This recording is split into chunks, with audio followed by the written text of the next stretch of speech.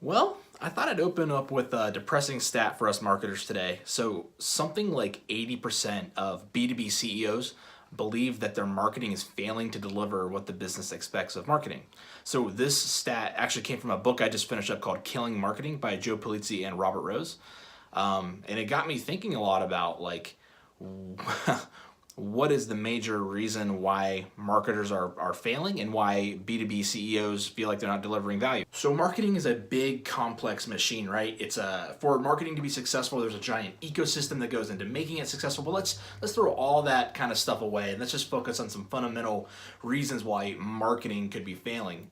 And I think probably the main reason is because brands and specifically marketers are trying to position services and solutions to problems that just don't really exist in the market. Or if they do exist, those pains and those challenges aren't so great that people are willing to stop what they're doing and focus all their attention on buying your thing.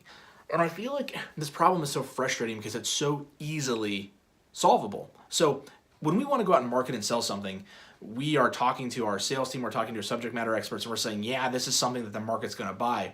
But we're saying that from our own internal perspective, right? So based on our experiences, we're agreeing. And maybe we've talked to one or two or possibly three customers, and they've validated that this is something that they have already bought or they would buy. That's not good enough to start hedging, tens of thousands of dollars in marketing and sales time to go out and, sell and market a service or a product.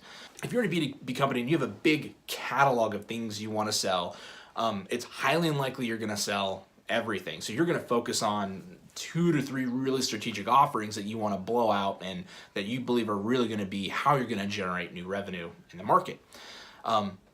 When it comes to figuring out how to message it, how to build campaigns around it, you need to be going out and talking to your larger market to identify at least 50 customers we want to that we believe will buy our thing, whatever that is, and we want to survey them and let the data speak for itself. If the data comes back and validates that, yes, these are real problems that your customers are really willing to pay money for, then you should go out and start building messaging and campaigns and throwing sales and marketing dollars at generating revenue with that thing.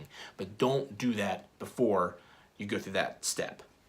So you're a believer, you want to go out there and start doing surveys to actually figure out if you want to sell or market something, but how do you do that? And I think at a high level, there's really 2 different approaches you could take, right? You could easily, and the first way is DIY, right? You could use a tool like SurveyMonkey or Google Forms to build your survey, and you can literally email these or take your customers to lunch, 50 of them, and run through the survey with them. And most of the time, guys, they will be happy to do this because anytime they're being consulted for their expertise, people love to weigh in. So don't be afraid to ask your customers to help you out and do this. Your survey should take no more than at max 10 minutes to complete, or no one's going to do it. Try to keep your questions short, around 8 questions, and they can complete it in about 5 minutes. The second way, like if you actually want to talk to a much broader market, which is highly advisable, you could use a tool like Ask Your Target Market. So this is an online survey tool where you can get super granular, right? Like you can find basically any sort of very niche buyer you would want to survey that's outside of even your customer base. And you can build your surveys to Ask Your Target Market and pay per response you need. It can get pretty pricey, but it's well worth it because you'll get those results back really quick. And I guess if we're going to talk about a third way, right, you can always hire a market research firm to do this for you.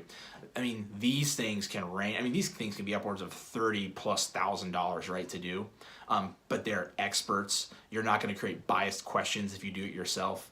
You're going to be guided through the best way to do that and even get like some ancillary data you may not have been thinking about because these are market research experts who are helping you. And that is how you stop failing so often with your marketing efforts. Guys and gals, I hope this was helpful. I'm trying to get better at this myself, directionally validating things. So if you have a different process that you've used before to help you out with this, I would love to hear from you in the comments below. Let's have a dialogue and let's continue to help each other learn, grow, and keep crushing it. Thanks, guys.